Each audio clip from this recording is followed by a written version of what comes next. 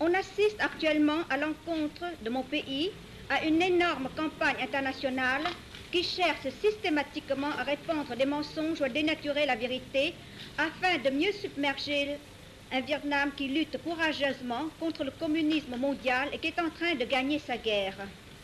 Je suis la cible favorite de cette campagne, car j'ai décidé de ne pas me laisser intimider, mais au contraire de la dénoncer. Je considère donc de mon devoir de faire quelques mises au point au sujet de situations qu'on continue à vouloir dénaturer contre tout bon sens, ainsi qu'au sujet de quelques déclarations qui me sont attribuées et qui ont été portées à ma connaissance. Dire qu'il y a persécution ou répression religieuse au Vietnam est une pure calomnie. À cause d'une tradition qui est dictée par la nécessité, le Vietnam a toujours été réputé pour sa tolérance. En effet, le Vietnam, différent de ses voisins, se distingue par une multiplicité de religions, dont certaines sont des philosophies plutôt que des religions. Les bouddhistes qui prétendent donc que le bouddhisme a été une religion d'État au Vietnam, eh bien, ce qu'ils disent c'est tout à fait faux. Nous n'avons jamais eu de religion d'État. Les communistes, pour reculer leur défaite au Vietnam, ont essayé une dernière carte. Créer du désordre dans les rangs bouddhistes avec l'espoir d'attirer une répression qu'ils exploiteraient immédiatement sous l'étiquette de persécution religieuse. Je sais aussi que quelques pays afro-asiens, soi-disant neutres, et en dépit de la solidarité qui devrait les lier au Vietnam, sous l'initiative du Cambodge et du Ceylan, cherchent à faire condamner aux Nations Unies le Vietnam dans cette affaire soi-disant bouddhiste.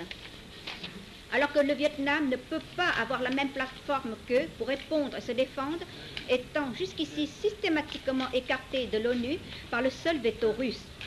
J'ai toujours cru que justice est de ce monde aussi. Je ne me tracasse donc nullement d'une possible condamnation venant de ces pays, car en nous condamnant, ils se condamneraient eux aussi. En effet, quand on se tait constamment devant les crimes les plus flagrants du communisme et dont le plus récent est l'invasion du Tibet, il n'y a rien d'honorable à accabler injustement un pays dont le seul crime est de vouloir être indépendant. Les seuls bénéficiaires de cette soi-disant persécution, destinée à provoquer de multiples désordres et une campagne systématique de dénigrement contre le Vietnam, sont sans aucun doute possible les communistes, acculés dans les campagnes et vaincus partout où ils osent se montrer dans mon pays. Je trouve extrêmement présomptueux que des étrangers ou des Vietnamiens à citoyenneté étrangère, toujours réfugiés en terre étrangère, puissent se prétendre plus patriotes que nous, les combattants de première ligne, et faire fi des décisions du peuple vietnamien manifestées par des élections libres pour décréter que notre exécutif manque de support populaire et se plaindre en même temps, de la façon la plus illogique qui soit, que notre législatif n'est qu'un fantoche de cet exécutif.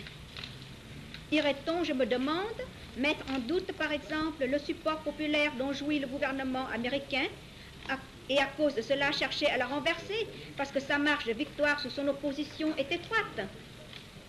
Irait-on aussi douter de la légitimité des parlements chaque fois qu'il approuve un projet de loi présenté par l'exécutif? Ici, il faut encore rappeler que la guerre n'aurait pas pu être vaincue militairement si elle ne l'était pas aussi politiquement. Et politiquement, le Vietnam a un programme démocratique gagnant qu'avec une courageuse obstination, il applique malgré les pires entraves de l'ennemi, qui veut pouvoir se baser sur ces entraves même pour faire croire à un Vietnam antidémocratique. Cinquièmement, je n'ai jamais dit non plus que les jeunes officiers américains au Vietnam sont des soldats de fortune, aventuriers et saboteurs.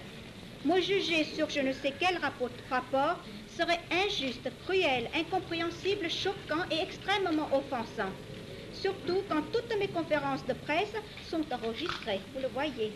Je suis la première à rappeler cela aux femmes vietnamiennes, que la gratitude envers le peuple vietnamien est un devoir pour nous, Vietnamiens. Et être ingrat envers l'Amérique, c'est une trahison. Je ne cesse de le répéter, mais ce n'est pas parce que ma position en cela est si claire que je puisse permettre que qui que ce soit puisse exploiter notre gratitude.